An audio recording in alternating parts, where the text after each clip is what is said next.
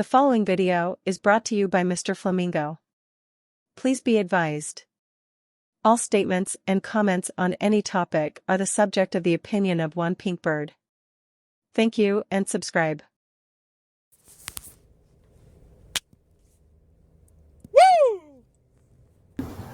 And we're back.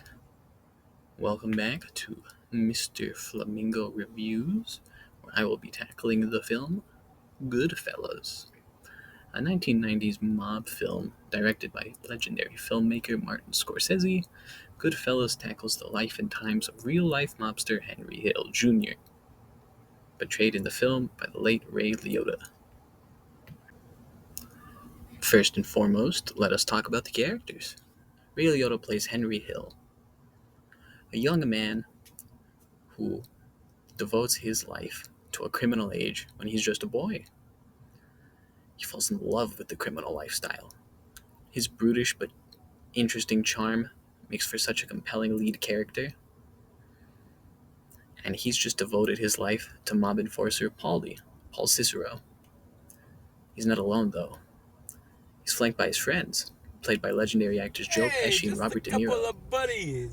Fantastic actors who slip into the wise guy persona so well that they did it countless other times and countless times before in films such as Casino and The Irishman.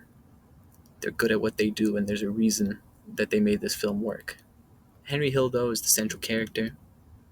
Henry is the protagonist by definition, but it's an iffy word to use for him because he may be the man we're following, but he's no hero. His life is the rise and fall of mobster life. A standard kind of story, but one that's told so well. His character development is important because he never becomes a good man. He just makes a lot of mistakes, and he's the short end of it in the end. Going from nothing back to nothing. Like that. Making him, as the lead, important because he's the most interesting character here. And Ray Liotta did a fantastic job. Mamma mia, it's a Mario. The story is quite simple. The rise and fall of Henry Hill is told in a way that has a lot of detail and a lot of heart in it. He's a young man who fell in love with something that could give him power.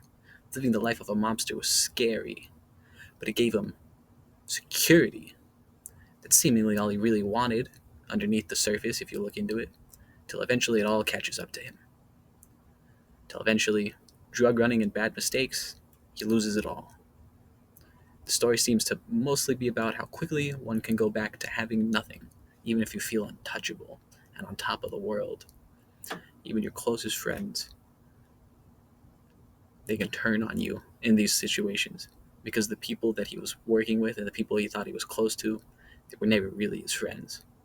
They were associates, and there's so much care and patience in this story. The pacing is good. It never feels like there's a point that's unimportant. Hey, I'm walking. You just feel invested. You want to see how Henry's life is going to turn out and how it's all going to go. Story's beautiful. And that is credit where credit is due to the fantastic director taking the life of a man, putting Ray Liotta in the driver's seat as that man in this story, and it all just gels together. One of my bosses looks like Joe Pesci. Where this film goes wrong, and the one issue it has, is the stuff that you don't see in this film. Henry Hill is a real person, after all. This is based on his life. There's clearly an artistic choice, though, to remove some things that could have added something, that could have added depth. In reality, the real-life person who Paulie Cicero is based off of had an affair with Henry's wife. That part of this tale is never acknowledged in the movie, taking away a conflict that could have been big in a sense, because how it plays out in the movie is that Henry makes the one big mistake. He betrays Paulie and he doubles down. But if you had added this conflict, this central issue, something that Paulie did to him first, it turns into a whole different subtext and texture that Henry got even. more than he did make a mistake. There are other things, but I feel like this was probably the most central issue. If you look into the life of Henry Hill, there was a lot of small details, but they could have added so much depth, and it was just excluded. At the end of the day, though, this is a gold standard in terms of mob films. Everyone brings their A game. The little details that go into this film, the little quick edits, the cinematography, the music, they all add something. It all invokes feeling.